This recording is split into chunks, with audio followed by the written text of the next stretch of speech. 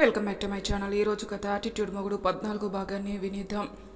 ద్రోణ నైనా గురించి ఆలోచిస్తూ ఉంటే దర్శి తనని గమనించి, ద్రోణ ఏం ఆలోచిస్తున్నావు? నైనా గురించేనా? దానికి ద్రోణ, అది మారిందంటే నమ్మబుద్ధి కావట్లేదు, నాకు అలాగే అనిపిస్తుంది ద్రోణ అని దర్శి కూడా అనడంతో, సరే అది వదిలే కానీ దాని గురించి ఆలోచించడం కూడా time waste. Tender file ready చేయమని చెప్పాను, రెడీ అయిందా అని ద్రోణ అడగడంతో దర్శి రెడీ అయిందని చెప్పి తీసుకొని వచ్చిస్తాడు. ఆ రోజు ఈవినింగ్ వరకు వర్క్ చేసి అది అయిపోవడంతో ఇంటికి స్టార్ట్ అవుతాడు ద్రోణ. ఎవరూ లేని నిర్మానుష్యంగా ఉన్న రోడ్లో తనకి దూరంగా రోడ్డు పైన అడ్డంగా రాళ్ళు ఉండడం చూసి కోపంగా, ఎవరు ఈ రాళ్ళు పెట్టింది, యూజ్లెస్ ఫెలోస్ అనుకుంటూ కారు ఆపుదామని బ్రేక్ వేస్తాడు. బట్ బ్రేక్ ఫెయిల్ అవడంతో ఫస్ట్ కంగారు పడతాడు. వెంటనే తేరుకొని మళ్ళీ బ్రేక్ వేయడానికి ట్రై చేస్తాడు. బట్ బ్రేక్ పడకపోవడంతో మళ్ళీ బ్రేక్ వేయడానికి ట్రై చేస్తాడు. అప్పటికే రోడ్డుకి అడ్డంగా ఉన్న రాళ్ళు దగ్గరగా రావడంతో పక్కకి తప్పించబోతాడు. బట్ ఆ అవకాశం లేకుండా కార్ టైర్స్ రాళ్లపై నుండి వెళ్లడంతో కార్ గాల్లో ఎగురుతుంది. అక్కడ రోడ్డుకి ఇరువైపులా చెట్లు ఉండడంతో కారు వెళ్లి చెట్టుకు గుద్దుకొని కార్కి ముందు ఉన్న ఇంజన్లో మంటలు పుట్టి డీజిల్ లీక్ అవడంతో కార్ బ్లాస్ట్ అవుతుంది. అన్వి కంగారుగా ఉండడం చూసి తన దగ్గరికి వస్తుంది తరుణి. వదిన ఏమైంది, అంత కంగారుగా కనిపిస్తున్నావు, ఎనీథింగ్ రాంగ్ అని అడుగుతుంది. హా తరుణి, ఎందుకో మధ్యాహ్నం నుండి చాలా కంగారుగా ఉంది, మనసు భారంగా అనిపిస్తుంది అని అన్వి చెప్తుంది. కానీ తెలియకుండానే కన్నీళ్లు కూడా వచ్చేస్తున్నాయి తనకి. కానీ తరుణికి తెలియకుండా మేనేజ్ చేస్తుంది. ఇంట్లో ఉంటే ఇలాగే ఉంటుంది, కాసేపు బయటికి వెళ్దాం పదా అని తరుణి అన్వి చేయి పట్టుకుంటుంది. లేదు తరుణి, నాకు మూడు అస్సలు బాగోలేదు, నేను రాలేను అని అన్వి అనగానే, వదిన మూడు బాగాలేదనే కదా బయటికి వెళ్దామంటుంది, ఏం కాదు పద వదిన, ప్లీజ్ తరుణి నన్ను ఇబ్బంది పెట్టుకు, కావాలంటే ఇంకెప్పుడైనా వెళ్దాం ప్లీజ్ అని అన్వి రిక్వెస్ట్ చేసేసరికి, ఓకే వదిన, కనీసం టీవీ అయినా చూడు, నీ మైండ్ కొంచెమైనా డైవర్ట్ అవుతుంది అని తరుణి టీవీ ఆన్ చేస్తుంది. ఇద్దరు నవ్వుతూ టీవీ చూస్తూ ఉంటారు. సడన్గా వాళ్ళు చూస్తున్న న్యూస్ కట్ అయ్యి ఏదో యాక్సిడెంట్ కేసు రావడంతో అదేందో చూస్తుంటారు. అందులో ఒక అమ్మాయి మైక్ పట్టుకొని, మీరు చూస్తున్నారు న్యూస్ టీవీ, ఇక్కడ the young and dynamic businessman Chakravarthi group of industries Drona గారి కారు చెట్టుకి ఢీకొట్టి బ్లాస్ట్ అయింది అని ఆ అమ్మాయి చెప్పగానే ఇక్కడ అన్వి తరుణి షాక్ అవుతారు. తరుణి కంగారుగా కొంచెం సౌండ్ పెంచుతుంది. అందులో ఉన్న అమ్మాయి కార్ నెంబర్ ప్లేట్ని బట్టి అది ద్రోణ గారిది అని తెలిసింది. టీవీ సౌండ్ పెద్దగా పెరగడంతో రోహిణి గారు చక్రవర్తి గారు అక్కడికి వస్తారు. ద్రోణ పేరు వినిపించేసరికి టీవీ వైపు చూస్తాడు. అక్కడ కొడుకు కార్ బ్లాస్ట్ అవ్వడం చూసి షాక్లో ఉండిపోతారు. అన్వీకైతే ఏమీ వినిపించడం లేదు, సోఫాలో కూలబడిపోతుంది. ఆటోమేటిక్గా కళ్ళల్లో నుండి నీళ్లు బుగ్గలపై నుండి జారుతాయి. తనకంతా శూన్యంగా అనిపిస్తుంది. ఇందులో తరుణి ఫోన్కి కాల్ రావడంతో ఎవరు చేస్తున్నారో చూడకుండానే లిఫ్ట్ చేసి హలో అంటుంది. అవతల వైపు నుండి దర్శి, హలో తరుణి అనగాని, హలో దర్శి అన్నయ్య అంటుండగా దర్శి అందుకుని, తరుణి ద్రోణాకేం కాలేదు, మీరు వెంటనే హాస్పిటల్కి రండి అని కాల్ కట్ చేస్తాడు దర్శి. తరుణి ఫోన్ కట్ చేయగానే, తరుణి ఏమైందమ్మా, వాడికి చెప్పు, నా కొడుకు ఏమైంది అంటూ ఇద్దరు బాధగా అడుగుతుంటారు. దానికి తరుణి తన కంగారుని కంట్రోల్ చేసుకుని, అయ్యో పెద్దమ్మ, అన్నయ్యకి ఏం కాలేదంట, జస్ట్ చిన్న యాక్సిడెంట్ అంతే, మీరు కంగారు పడకండి అని వాళ్ళకి చెప్పి అన్విని చూస్తుంది. అన్వి అలాగే షాక్లో ఉండడం చూసి వదిన అంటూ భుజంపై చేయి వేస్తుంది తరుణి. అన్వి ఉలిక్కిపడి తరుణి వైపు చూస్తుంది. మాటలు రావడం లేదు. టీవీ వైపు చూపించేసరికి అన్వి ద్రోణ కోసం ఎంతగా బాధపడుతుందో అర్థమై, అన్నయ్య మీద నువ్వు ఇంత ప్రేమను పెంచుకున్నావా వదిన అనుకుని, వదిన అన్నయ్యకి ఏం కాలేదు, ప్లీజ్ నువ్వు ఇలా ఏడవకు అని కన్నీళ్లు తుడిచి అందరినీ హాస్పిటల్కి తీసుకెళ్తుంది. కారు దిగుతూనే హాస్పిటల్ లోపలికి వెళ్తారు నలుగురు. వీళ్ళు వెళ్ళేసరికి దర్శి ఎదురొచ్చి వాళ్ళని ద్రోణ ఉన్న రూమ్కి తీసుకెళ్తాడు. రూమ్లో ద్రోణ తలకి చేతికి కట్టు ఉండడం చూసి అందరూ లోపలికి వెళ్తారు. అందరూ అక్కడికి రావడం చూసి ద్రోణ కోపంగా దర్శి వైపు చూస్తాడు. సారీ ద్రోణ, యాక్చువల్గా చెప్పొద్దని అనుకున్నా, బట్ టీవీలో నీ కార్ బ్లాస్ట్ అవ్వడం, నీకు ప్రమాదం జరగడం గురించి వచ్చింది, అందుకే నేను ఫోన్ చేసి విషయం చెప్పాల్సి వచ్చింది అంటాడు దర్శి. ఇంటికి రారా నీ పని చెప్తా అన్నట్టుగా చూస్తాడు ద్రోణ. రోహిణి గారు చెంపపై చేయి వేసి, ద్రోణ నీకేం కాలేదు కదా కన్నా అంటూ కన్నీళ్లు పెట్టుకుంటుంది. మా నాకేం కాలేదు, ప్లీజ్ నువ్వేడవకు డాడ్, మీరైనా చెప్పండి అని, నాకు ఏడిస్తే నచ్చదని ద్రోణ అనగానే రోహిణి, వాడికి ఏం కాలేదు కదా, వాడిని కొద్దిసేపు రెస్ట్ తీసుకునివ్వు అని తరుణి బయటికి తీసుకెళ్తారు చక్రవర్తి గారు. దర్శికి సైగ చేయడంతో తరుణిని తీసుకెళ్తాడు. ద్రోణ అన్వి తలదించుకోవడం చూసి, నాకు యాక్సిడెంట్ అయినందుకు హ్యాపీగా ఉన్నట్టున్నావు. దానికి అన్వి చురుగ్గా ద్రోణ వైపు చూసి, నేను హ్యాపీగా ఉన్నానా అంటూ కన్నీళ్లతో అడుగుతుంది. ఓ ఏడుస్తున్నావా, అయినా నువ్వు తలదించుకుంటే నాకెలా తెలుస్తుంది నువ్వు ఏడుస్తున్నావో నవ్వుతున్నావో? మీరే కదా అన్నది నేను ఏడిస్తే మీకు కోపం వస్తుందని, మీకు ఏడ్చే వాళ్ళంటే ఇష్టం ఉండదని. అందుకే ఏడుపుని కంట్రోల్ చేసుకుంటున్నాను. ద్రోణ స్టైల్గా గుడ్ గర్ల్, అదే మెయింటైన్ చేయి. నా ముందు ఏడుస్తూ కనిపించకు, నాకు నచ్చదు అని చిరాగ్గా ఫేస్ పెడతాడు. అన్వి తన వైపు చురుగ్గా చూస్తూ దెబ్బలు తగిలిన పొగరు మాత్రం తగ్గలేదు అనుకుంటూ ఉండగా, చిన్నప్పటి నుండి ఉన్న పొగరుని అంత తేలిగ్గా వదలలేం అంటూ సీరియస్గా అన్వి వైపు చూడగానే అన్వి అనుకున్నా ఇంకా అనలేదేంటా అని. అయినా ఈయనకి నా మనసులో మాట ఎలా తెలుస్తుంది అసలు అనుకుని ద్రోణ వైపు చూస్తుంది. ద్రోణ కోపంగా చూడడంతో సారీ అండి, ఏదో అలా అని దర్శిని పంపిస్తాను అని ఫాస్ట్గా బయటికి వెళ్ళిపోతుంది. దర్శి లోపలికి వచ్చాక ద్రోణ తన వైపు చూసి దర్శి హాఫ్ అన్ అవర్లో నేను ఇంట్లో ఉండాలి అంటాడు బేస్ వాయిస్తో. కానీ ద్రోణ డాక్టర్ రేపటి వరకు అంటూ సగంలోనే ఆగిపోతాడు. ఎందుకంటే ద్రోణాబాబు గారు చురుగ్గా చూడడంతో ఆ చురుకుతనం చూసి దర్శి మాటని సగంలోనే ఆపేసి నువ్వు చెప్పినట్టే చేస్తా అని ఫాస్ట్గా బయటికెళ్ళి డాక్టర్ క్యాబిన్కి వెళ్తాడు. రూమ్ బయటే నించున్న వీళ్ళకి దర్శి ఎందుకంత ఫాస్ట్గా వెళ్ళాడో అర్థం కాక అయోమయంగా చూస్తారు. వెంటనే ద్రోణకి ఏమైందో ఏమో అని కంగారుగా లోపలికి వెళ్ళేసరికి అక్కడ ద్రోణ యాపిల్ తింటూ కూర్చున్నాడు. అది చూసి అందరూ ఊపిరి పీల్చుకుని మీరు బాగానే ఉన్నారు కదా, మరి దర్శి ఏంటి కంగారుగా డాక్టర్ దగ్గరికి వెళ్ళాడు అని అన్వి కంగారుగా అరడంతో హో అదా, డిశ్చార్జ్ కోసం ఫార్మాలిటీస్ పూర్తి చేయడానికి వెళ్ళాడు అని కూల్గా అంటాడు ద్రోణ. దానికి తరుణి కానీ అన్నయ్య డిశ్చార్జ్ రేపు చేస్తానన్నారుగా, కానీ వాడికి ఉండాలి అనిపించొద్దు అని. ఏరా నేను చెప్పింది నిజమేనా అని చక్రవర్తి గారు అనడంతో సీరియస్గా చక్రవర్తి గారి వైపు చూస్తాడు. నువ్వు ఎంత సీరియస్గా చూసినా నేను చెప్పింది నిజమేగా. చేతికున్న వాచ్లో టైం చూస్తూ ఇంకో 5 మినిట్స్లో దర్శిగాడు వస్తాడు చూడు అనగానే మీరు కాస్త ఆగుతారా? ద్రోణాకి హాస్పిటల్ వాతావరణం పడుతుందా మీరే చెప్పండి. ఆయన అలానే అంటారు కానీ అవేం పట్టించుకోకన్నా అంటారు రోహిణి గారు. తల్లి కొడుకులు ఎప్పుడూ ఒక్కటే అని నిట్టూర్చిగాని నేను ఉన్నాగా మావయ్య అంటూ అన్వి చక్రవర్తి దగ్గరికి వచ్చింది. నేను ఉండగా వాళ్ళు మిమ్మల్ని ఏమీ చేయలేరు అంటూ హామీ ఇస్తుంది అన్వి. చూసావా నా కోడలు ఎప్పుడు నా వైపే అన్నట్టు గర్వంగా చూస్తాడు చక్రవర్తి గారు వాళ్ళ వైపు.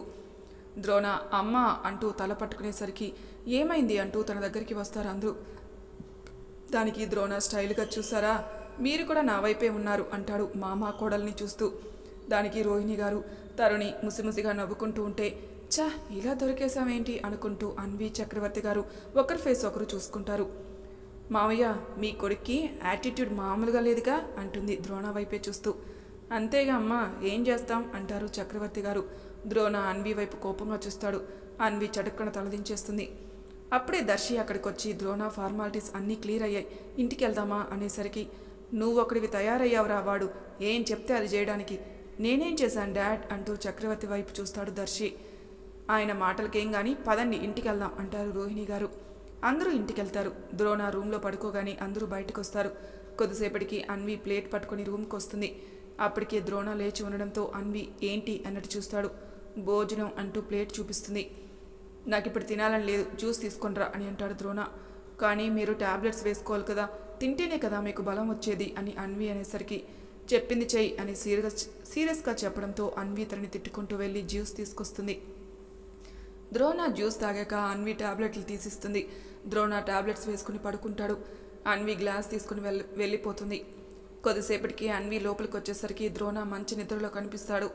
అన్వి బెడ్పై కూర్చొని ద్రోణాన్ని ప్రేమగా చూస్తుంది. మీరు ఎందుకు ఎప్పుడు సీరియస్గా కోపంగా ఉంటారు? ఒక్కసారి కూడా నవ్వు రాదా మీ ఫేస్లో? మన మ్యారేజ్ అయినప్పటి నుండి 2 సార్లు చూశాను మీ నవ్వుని. ఇలా అయితే ఫ్యూచర్ చాలా కష్టం మీతో అనుకుని. అయ్యో బాబు ఇదేంటి ఇలా మాట్లాడిస్తున్నాను, ఏంటో ఈ ఫీలింగ్స్ మనసులో దాచుకోలేం, అలా అని బయటికి చెప్పలేం అనుకుని మళ్ళీ ద్రోణ వైపే చూస్తుంది. అప్రయత్నంగా ద్రోణ నుదుటిపై ముద్దు పెట్టి తన తలని నిమిరి దుప్పటి కప్పి తను కూడా పడుకొని తన వైపే చూస్తూ నిద్రపోతుంది. మార్నింగ్ అయింది. ద్రోణ ఫ్రెష్ అయ్యి కిందికి వద్దామనేసరికి అన్వి ప్లేట్ పట్టుకొని వస్తుంది. అది చూసి ఏంటి నన్ను పేషెంట్ని చేస్తున్నావా అని సీరియస్గా అంటాడు ద్రోణ. లేదు అన్నట్టుగా తలూపి మీకు ఇబ్బంది అవుతుందని తెచ్చాను అనేసరికి దానికి ద్రోణ సరే అక్కడ పెట్టు తింటాను అనగానే మీకు చేయి నొప్పిగా ఉంటుంది కదా, ఎలా తింటారు? మీరు ఏమనుకోకపోతే నేను తినిపిస్తాను. ద్రోణ సీరియస్గా చూస్తాడు. ద్రోణ సీరియస్గా చూడగానే అన్వికి తన దగ్గర ఉన్న ఫోటో గుర్తొచ్చి ఏంటండి నేను తినిపిస్తానంటే సీరియస్గా చూస్తున్నారు? మర్యాదగా టిఫిన్ తినిపిస్తాను తినండి, లేదంటేనా? లేదంటే ఏం చేస్తావే అని కోపంగా ద్రోణ అనేసరికి అన్వి ద్రోణ బుగ్గలు లాగుతూ మీ ఫోటో తీసి సోషల్ మీడియాలో పెడతాను అంటుంది. దానికి ద్రోణ కోపంగా చూస్తాడు. అన్వి ద్రోణ చేయి పట్టుకుని బెడ్పై కూర్చోబెట్టి టిఫిన్ తీసుకొచ్చి తనకి తినిపిస్తుంది. ద్రోణ కూడా సైలెంట్గా అన్విని కోపంగా చూస్తూ తింటాడు. ద్రోణ తినేశాక టాబ్లెట్లు వేసి రెస్ట్ తీసుకోనని వెళ్ళబోతుంటే, నేను రెస్ట్ తీసుకోను, ఆఫీస్కి వెళ్తాను అని లేవబోతుంటే అన్వి సీరియస్గా చూస్తూ, ఎక్కడికి వెళ్తారు? ఆఫీస్కా? దెబ్బలు తగ్గే వరకు ఇంకోసారి ఆఫీస్ అన్నారంటే గుర్తుంది కదా, సోషల్ మీడియా, అది గుర్తుపెట్టుకోండి. ఆఫీస్ వర్క్ దర్శి చూసుకుంటాడు అని అన్వి వెళ్ళిపోతుంది. ద్రోణ అన్వి వెళ్ళిన వైపే కోపంగా చూసి చా అనుకుంటాడు. ద్రోణకి యాక్సిడెంట్ అయిన విషయం తెలిసి అన్వి ఫ్యామిలీ వచ్చి ద్రోణాన్ని చూసి పలకరిస్తారు. ద్రోణ కూడా వాళ్ళని నవ్వుతూ విష్ చేస్తాడు. అందరూ మాట్లాడుకుంటూ ఉంటారు. ద్రోణ, కార్ బ్లాస్ట్ అయింది కదా, మరి నువ్వెలా తప్పించుకున్నావు అని అడుగుతాడు పృథ్వీ. అప్పటి వరకు ఆ ఆలోచన ఎవరికీ రాలేదు. అందరూ ద్రోణ సేఫ్గా ఉన్నాడు కదా, అదే చాలనుకున్నారు. పృథ్వీ అడిగేసరికి అందరూ ద్రోణ ఏం చెప్తాడా అని చూస్తూ ఉంటారు. ద్రోణ అందరినీ చూస్తారు. అందరూ తనని అలా చూడడంతో, ఇదేంటి నేనేదో స్కూల్లో క్వశ్చన్కి ఆన్సర్ ఇస్తున్నట్టు అందరూ అలా చూస్తున్నారు అనుకొని, అదేంటంటే బావగారు, కారు చెట్టుకు కుతుకునే లోపే నేను కారు డోర్ తెరిచి పక్కకు దూకేశాను. దూకగానే తలకి రాయి తగిలింది, చేయికి దెబ్బ తగిలింది. అప్పుడే అటుగా వస్తున్న బైక్ అతను నన్ను చూసి హాస్పిటల్లో జాయిన్ చేశాడు. నా ఫోన్ నుండి దర్శికి కాల్ చేస్తే దర్శి వచ్చాడు, అది జరిగింది అని చెప్పడం ముగించి అందరి వైపు చూస్తాడు ద్రోణ. పోనీలే బాబు, పెద్ద గండం గడిచింది అని మహేశ్వరి గారు అనగానే, అవును వదిన గారు, ఆ దేవుడి దయ వల్ల నా కొడుక్కి ప్రమాదం తప్పింది అని అంటారు రోహిణి గారు. కొద్దిసేపు ద్రోణతో మాట్లాడి తను రెస్ట్ తీసుకోమని చెప్పి అందరూ కిందికి వెళ్తారు. లివింగ్ హాల్లో కూర్చొని అందరూ మాట్లాడుకుంటూ ఉండగా అప్పుడే అక్కడికి ఇంటి పక్క ఆవిడ వస్తుంది. రోహిణి గారు తనని చూసి రా భారతి అనగానే తన లోపలికొచ్చి కూర్చుంటుంది. రోహిణి గారు తనకి అన్వి ఫ్యామిలీని పరిచయం చేస్తుంది. అన్వి కాఫీ తీసుకొచ్చి భారతి గారికి ఇస్తుంది. భారతి గారు కాఫీ తీసుకుని, రోహిణి, నీ కొడుక్కి ఎలా ఉంది అని అడుగుతుంది. ఇప్పుడు బాగానే ఉన్నాడు, రెస్ట్ తీసుకుంటున్నాడు అని రోహిణి గారు చెప్పడంతో, ఎంత ప్రమాదం తప్పిందే, ద్రోణ అదృష్టం బాగుండి బయటపడ్డాడు, లేకపోతే ఎంత ప్రమాదం జరిగేది అంటూ అన్వి వెళ్తున్న వైపు చూస్తూ, ఆయన బిడ్డొచ్చిన వేళ గొడ్డొచ్చిన వేళ అంటారు, ఇంటికొచ్చిన కోడల్ని చూసుకుని తీసుకురావాలమ్మా అంటుంది భారతి గారు. ఆ మాటకి అన్వి వెళ్తున్నదల్లా ఆగిపోతుంది. కళ్ళల్లో నుండి నీళ్లు వచ్చేస్తాయి. అందరికీ కోపం వస్తుంది, రోహిణి గారితో సహా. తారక్ కోపంగా ఏదో అనబోతుంటే పృథ్వీ తనని ఆపి కళ్ళతోని సైగ చేస్తాడు, వద్దు అన్నట్టు. పృథ్వీకి కూడా కోపం వస్తుంది. బట్ తను కూడా ఏదైనా అంటే తమ్ముడు ఆగడని సైలెంట్గా తన కోపాన్ని కంట్రోల్ చేసుకుంటాడు. రోహిణి గారు కోపంగా ఏదో మాట్లాడబోతుంటే దబ్బుమని సౌండ్ వస్తుంది. అందరూ ఆ సౌండ్ వినిపించిన వైపు చూస్తారు. స్టెప్స్ దగ్గర కోపంగా ఎర్రబడిన కళ్ళతో నిప్పుల వర్షం కురిపిస్తున్న ద్రోణ కనిపించగానే అందరికీ భయం వేస్తుంది. నేలపై ఫ్లవర్ వాజ్ కూడా పగిలి కనిపిస్తుంది. ద్రోణ పడుకుందామని అనుకున్నాడు. బట్ తనకి నిద్ర పట్టక కిందికి వస్తుంటే తనకి భారతి గారు అన్న మాటలు వినిపించాయి. దాంతో ద్రోణబాబుకి కోపం వచ్చింది. ద్రోణ ఫాస్ట్గా భారతి గారి ముందుకొచ్చి, భారతి గారు, మీకు వయసు ఎంత ఉంటుంది? ద్రోణ కోపాన్ని చూసి అప్పటికే భయపడుతున్న భారతి గారు, 55 సంవత్సరాలు ఉంటాయి బాబు. అయితే మీకు అనుభవం కూడా ఎక్కువే ఉంటుంది కదా అంటాడు ద్రోణ. ద్రోణ నుండి వచ్చే బేస్ వాయిస్కి ఆమె భయపడుతూ అవును అంటూ తడబడుతూనే సమాధానం చెప్తుంది. అలా అయితే నేను ఒకటి అడుగుతాను, దానికి ఆన్సర్ చేయండి. నేను వచ్చిన రోడ్లో నా వైఫ్ రాళ్ళు పెట్టిందా, లేకపోతే నా కార్ బ్రేక్స్ ఫెయిల్ చేసిందా, లేకపోతే నా కారులో డీజిల్ తన లీక్ అయ్యేలా చేసిందా అని అడుగుతాడు. దానికి భారతి గారు ఏం చెప్పాలో తెలియక సైలెంట్గా ఉంటారు. చూడండి భారతి గారు, ప్రతి విషయానికి ఆడపిల్లని తప్పు పట్టడం సంస్కారం అనిపించుకోదు. నా వైఫ్ అందరూ బాగుండాలనే కోరుకుంటుంది, కానీ ఎవరికి హాని తలపెట్టాలని చూడదు. తన వల్లే నేను ఇప్పుడు బ్రతికి ఉన్నాను అని నేను అనుకుంటున్నాను. దానికి మీరేమంటారు? ఒకటి గుర్తుపెట్టుకోండి అని అన్వి భుజం చుట్టూ చేయి వేసి, నా భార్యని ఎవరైనా ఏమైనా అనాలి అంటే వాళ్ళకి ఒక రేంజ్ ఉండాలి.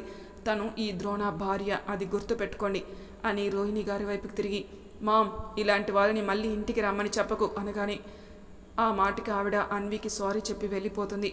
ద్రోణ కోపంగా రోహిణి గారితో, అయినా ఏంటి మామ్, ఆవిడ హనీని అన్ని మాటలు అంటుంటే మీరందరూ స్టాచ్యూలా ఆవిడ అన్న మాటలు వింటూ కూర్చున్నారేంటి అన్నాడు.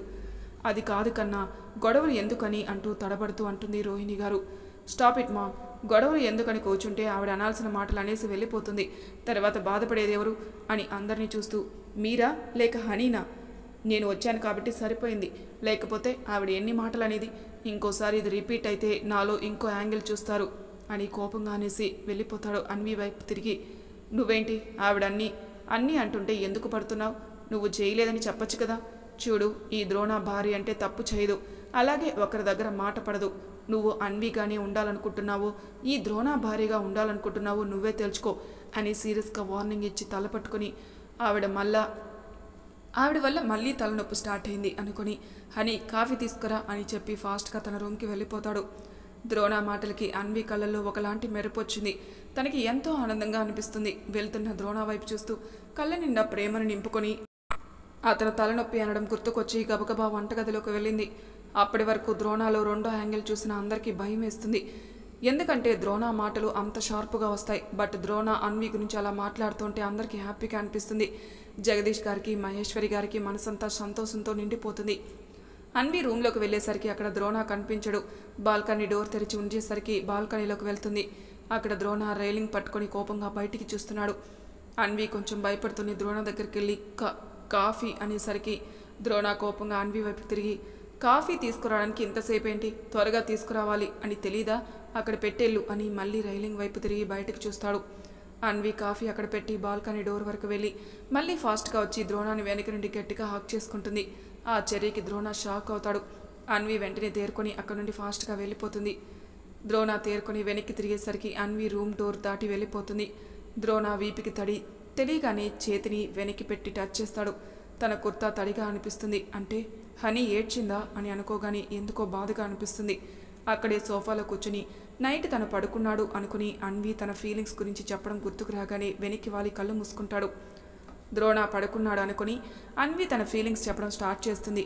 వంశీ టీవీలో మీ కార్ బ్లాస్ట్ అవ్వడం చూడగానే నిజంగా నా గుండె ఆగిపోయినట్టు అయిపోయింది. నాకంతా శూన్యంలా అనిపించింది. నా మైండ్ మొత్తం బ్లాస్ట్ అయిపోయింది. అసలు నేను ఊపిరి తీసుకోవడం కూడా మర్చిపోయాను. ఎప్పుడైతే మీకేం కాలేదని తెలిసిందో అప్పుడే నా గుండె నార్మల్గా కొట్టుకోవడం మొదలుపెట్టింది. కానీ ఇంకా నా గుండె వేగం తగ్గలేదు. కావాలంటే మీరే చూడండి అంటూ ద్రోణ చేతిని తీసుకుని తన గుండెపై పెట్టి, చూసారా నా గుండె ఎలా కొట్టుకుంటుందో అని ద్రోణ చేతిని తన చేతుల్లోకి తీసుకుని, మీరు లేకుండా నేను బ్రతకలేను వంశీ. ఒకవేళ మీకు ఏమైనా అయితే అప్పుడే ఈ గుండె కూడా ఆగిపోయేదేమో. నాకు ఆ ఊహే భయంగా ఉంది. ఒకటి గుర్తుపెట్టుకోండి వంశీ, మీకు ఏదైనా అయితే అప్పుడే ఈ గుండె కూడా ఆగిపోతుంది. అది మీరు పిచ్చి అన్నా అనుకోండి, మెంటల్ అన్నా అనుకోండి, కానీ మిమ్మల్ని వదిలి నేను బ్రతకలేను అంటూ తన నుదుటిని ద్రోణ చేతిపై పెట్టి అలాగే ఉండిపోతుంది. అప్పటి వరకు అన్వి మాటలు వింటున్న ద్రోణకి ఒక్క క్షణం మనసు చెలిస్తుంది. అన్వి కన్నీటి చుక్కలు ద్రోణ చేతిపై పడేసరికి అప్రయత్నంగా ద్రోణ చేతి వేలిని చిన్నగా కదిలిస్తాడు. అన్వి ద్రోణ లేచాడేమో అనుకుని కంగారుగా తన చేతిపై ఉన్న కన్నీళ్లను తుడిచేసి చేతిని కింద పెట్టేస్తుంది. కళ్ళు మూసుకొని అదంతా గమనిస్తున్న ద్రోణ ఇంకేం చేస్తుందో చూద్దామనుకుని మళ్ళీ నిద్రలోకి వెళ్ళినట్టు నటిస్తాడు. ద్రోణ మళ్ళీ నిద్రలోకి వెళ్ళాడు అనుకుని అన్వి కళ్ళు తెరుచుకొని ద్రోణ వైపు ప్రేమగా చూస్తుంది. మీరు ఎప్పుడూ కోపంగా సీరియస్గా ఉంటారు, మీకు అసలు నవ్వనేదే రాదా? మన పెళ్ళైనప్పటి నుండి మీరు 2 సార్లు నవ్వారు. ఇలా అయితే చాలా కష్టం మీతో. ఏంటో ఈ ఫీలింగ్స్ మనసులో దాచుకోలేను, అలా అని బయటికి చెప్పలేను అనుకొని ద్రోణ నుడిటిపై ముద్దు పెట్టి తలని మరి దుప్పటి కప్పి తను కూడా నిద్రపోతుంది. అలా నైట్ జరిగింది గుర్తుకు రానని ద్రోణ ఒక్కసారిగా కళ్ళు తెరుస్తాడు. ఎందుకో అన్వి గుర్తుకు రాగానే బాధగా అనిపిస్తుంది. దీనికి నేనేంటి ఇంత పిచ్చి ఏంటి? నేను ఎప్పుడు దాంతో సరిగ్గా మాట్లాడింది కూడా లేదు. పనిష్మెంట్ అని తను బాధ పెట్టాను. అయినా నేనంటే దానికి ప్రాణం అనుకుంటూ తలనొప్పిగా అనిపించడంతో కాఫీ కప్ తీసుకుంటాడు. బట్ అది చల్లగా అవడంతో అక్కడే పెట్టేసి మళ్ళీ అలాగే వెనక్కి వాలి కళ్ళు మూసుకుంటాడు. మరి తర్వాయి భాగంలో ఏం జరుగుతుందో నెక్స్ట్ ఎపిసోడ్లో తెలుసుకుందాం. అంతవరకు నా ఛానల్ని సబ్స్క్రైబ్ చేయని వాళ్ళు ప్లీజ్ సబ్స్క్రైబ్ చేసుకోండి, లైక్ చేసి షేర్ చేయండి, మీ అభిప్రాయాలు నాకు కామెంట్ రూపంలో తెలియజేయండి. Thank you for listening.